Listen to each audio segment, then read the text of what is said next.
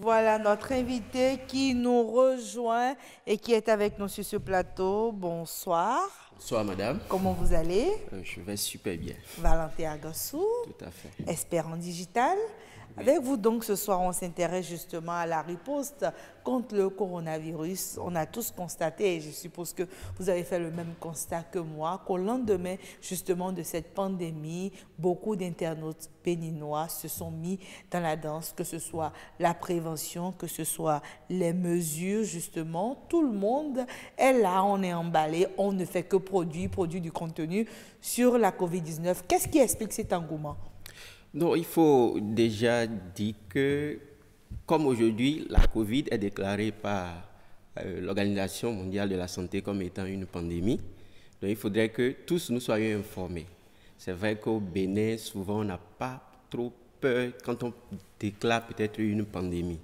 Et je crois que l'engouement aujourd'hui, c'est ce que nous voyons, ce qui se passe un peu partout dans le monde. Et chacun trouve l'intérêt de pouvoir informer, que cela soit son ami, son prochain, son voisinage, à propos de ce qui se passe. Et il faut souligner aussi que la communication aujourd'hui est en train de changer de niveau. Nous ne sommes plus à l'étape de communication traditionnelle, où nous avons les télévisions et les radios seulement. Nous avons ce que nous appelons aujourd'hui les réseaux sociaux et également des applications de messagerie qui permettent de pouvoir communiquer beaucoup plus facilement. Je crois que c'est ce qui justifie l'engouement que nous avons aujourd'hui et qui facilite en fait la circulation de l'information sur la pandémie que nous avons, à savoir la COVID-19. D'accord, alors dans votre intervention, vous avez déjà un peu répondu à la prochaine question que je m'en vais vous poser. C'est le choix de ce canal. C'est un choix quand même, c'est vrai, c'est peut-être plus facile, mais moi je veux bien comprendre. Est-ce qu'il y a une autre motivation derrière le choix du digital justement pour communiquer par rapport à cette maladie? Je peux dire que d'abord, la communication par le digital est plus ou moins chère si comparée à la communication traditionnelle, accessible à tous. Et d'ailleurs, tous nous avons, la majorité d'entre nous aujourd'hui possèdent de smartphones et puis nous avons une petite connexion Internet et nous pouvons faire partager des informations, que cela soit des images, des vidéos, des petits tests, beaucoup plus facilement. Donc je crois que c'est ce qui justifie le choix par la communication digitale dans notre société aujourd'hui. D'accord, mais justement, quand on parle de communication digitale, il y a plusieurs moyens. Quels sont les moyens les plus utilisés justement en ce qui concerne la COVID-19 pour communiquer sur le digital? Non, aujourd'hui, nous observons que les réseaux sociaux sont beaucoup plus utilisés. Pour ce qui est de Facebook, si vous me permettez bien de citer ces réseaux, nous avons Facebook, Instagram et autres. Mais ici, il faut souligner que les médias sociaux auxquels les gens ont plus accès, nous avons Facebook d'ailleurs qui fait partie des premiers, et nous avons des applications de messagerie telles que WhatsApp qui permettent aux gens de pouvoir envoyer un message audio rapidement ou bien un petit test ou bien une photo dans un groupe. Et il faut comprendre aussi que les groupes sont beaucoup plus développés. Aujourd'hui, on parle de groupes WhatsApp où des gens ont pris ça comme des activités. Des administrateurs qui se présentent comme étant des WhatsApp administrateurs. Et c'est devenu une activité passionnante pour plusieurs personnes. Je crois que ce sont les moyens qui sont les plus utilisés aujourd'hui quand je prends le thème pour ce qui concerne le Bénin. En fait. D'accord, mais justement, lequel de ces moyens a le plus de portée selon vous? Alors, pour plus de portée, moi je pencherais beaucoup plus sur Facebook parce que moi je travaille, l'activité que je fais, je le fais beaucoup plus sur Facebook. Et nous constatons qu'avec Facebook, vous avez la possibilité de pouvoir atteindre un certain nombre d'audience ou bien de personnes, si nous allons parler en termes terre à terre pour que les gens puissent comprendre. Et aussi avec Facebook aujourd'hui, vous pouvez partager non seulement une petite image, mais une petite vidéo que permet à Facebook de faire une transition vers ce qu'ils appellent aujourd'hui une petite chaîne qu'ils appellent Watch, qui est comme YouTube, où des gens peuvent facilement suivre. Ces petites vidéos. Je crois qu'actuellement, Facebook fait partager plus l'information. Et d'ailleurs, quand vous voyez ce qui se passe dans des pays tels que la France, la Corée du Sud, l'Italie, où des gens font des mobilisations sur Facebook, juste par exemple pour pouvoir soutenir les médecins ou bien le personnel soignant qui est en train de travailler pour lutter contre cette pandémie. Donc je crois que Facebook aujourd'hui prend le devant pour cette communication en ce qui concerne la pandémie. D'accord. Mais est-ce que vous avez l'impression justement que ces moyens-là ont une certaine portée? Est-ce que votre communauté a changé depuis que vous avez commencé par vous intéresser à cette pandémie? Qui sont ceux qui vous suivent, qui sont intéressés justement par ça? Ok, vous savez, moi, nous sommes membres d'une organisation du nom de NTC qui travaille dans le changement de mentalité des citoyens. Donc, la définition, c'est un nouveau type de citoyen. Donc, depuis que cette pandémie a été déclarée par l'OMS, nous avons commencé par communiquer. Et qu'est-ce que nous autres, nous faisons? Nous faisons des petites images que nous envoyons, par exemple sur Facebook, où nous avons des canaux digitaux, tels que Facebook et autres, et puis nous partageons ces informations-là avec les gens. Ce que nous avons constaté, c'est qu'il y avait une certaine ignorance, une certaine indifférence par rapport à cette pandémie-là. Les gens se disent que c'est une maladie seulement qui se développe, par exemple en Europe, des Blancs ici, il fait chaud, donc on ne peut pas avoir cette maladie chez nous. Mais nous sommes en train de pouvoir changer cette manière de voir les choses en communiquant sur la COVID-19 et nous voyons que cela prend vraiment effet. Pour une petite anecdote. Donc, j'étais tout à l'heure, je passais devant moi parce que j'ai échangé hier avec un coiffeur à côté de moi. Je dis, mais quand tu coiffes les gens là, est-ce que avant que les gens entrent dans ton atelier, est-ce que tu mets quelque chose là pour leur permettre de pouvoir...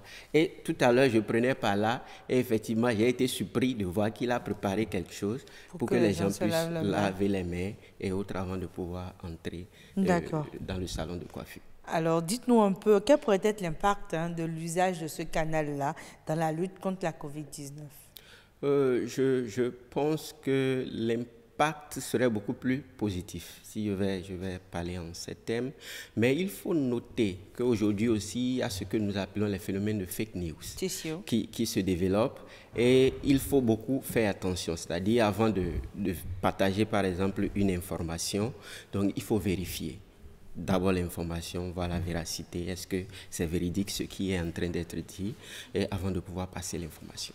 Mais je crois que l'impact serait positif, et c'est d'ailleurs même ce qui a permis à d'autres personnes de contenir, ou d'être en train de contenir le mal actuellement. Et je crois que je vais commencer à encourager encore ceux qui sont en train d'utiliser ces canaux-là pour pouvoir communiquer. Mais il y a quand même un aspect qui nous interpelle tout de suite, c'est qu'on s'est tous rendu compte que les premiers justement à avoir commencé par informer sur la pandémie, ce n'étaient pas forcément des acteurs du système sanitaire, ce n'est pas des acteurs de la santé. Est-ce que vous n'avez pas peur que certains puissent véhiculer des informations erronées, pas parce qu'ils veulent partager de la mauvaise information, mais juste parce qu'ils n'ont pas la bonne information? Oui, je crois que c'est un problème qui se pose, mais je crois que ceux qui se trompent ou bien font des erreurs de partage d'informations, il y a des personnes adéquates qui montent en même temps au créneau. Et puis, par exemple, pour le cas du Bénin, où nous avons eu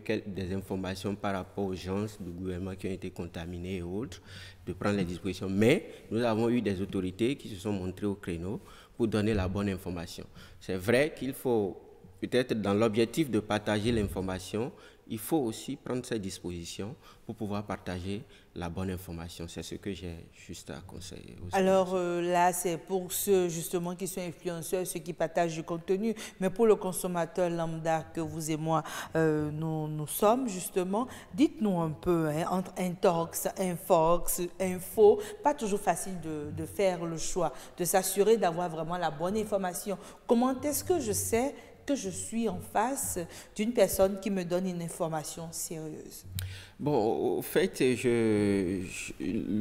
outils, bon, peut-être on ne peut pas permettre à tout le monde d'avoir les outils pour savoir qu'une information n'est pas vraie ou bien qu'elle est fausse, mais déjà pour celui qui a déjà partagé l'information, quand vous voyez par exemple, si je prends le cas des réseaux sociaux, si je vois le type de profil de la personne qui partage cette information, le cas de Facebook, supposons que la personne ait créé une page hier et qui partage une information aujourd'hui, donc pour moi par exemple, je ne peux pas partager cette information, je ne vois pas une certaine crédibilité dans l'information, mais le type de profil qui partage l'information, si je vois que ce profil a un niveau de crédibilité donné, donc je peux peut-être dire que cette information est vraie,